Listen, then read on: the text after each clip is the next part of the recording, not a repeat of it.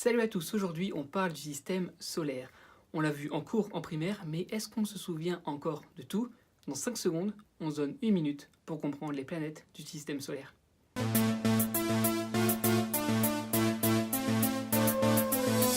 Au centre du système solaire, une étoile, le Soleil. Autour du Soleil, 8 planètes, Mercure, Vénus, la Terre, Mars, Jupiter, Saturne, Uranus et Neptune. Et on distingue les planètes telluriques des planètes gazeuses, des planètes de glace. Les telluriques sont surtout composés de roches et sont constitués de la façon suivante: noyau, manteau, croûte. C'est le cas des 4 premières planètes. La recherche dans l'espace d'ailleurs se concentre sur ces planètes qui pourraient abriter la vie.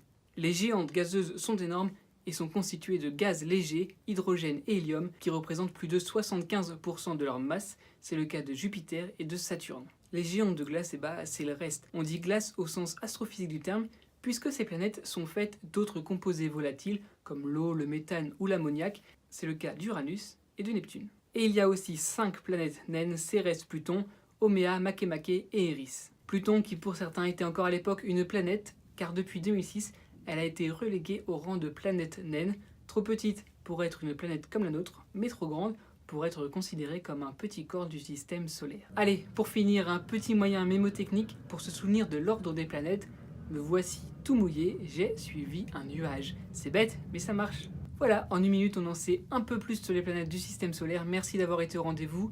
On se retrouve très vite. Don't forget, vous pouvez vous abonner, activer la petite cloche pour ne rien rater. Et en attendant, il y a le Facebook et le Twitter.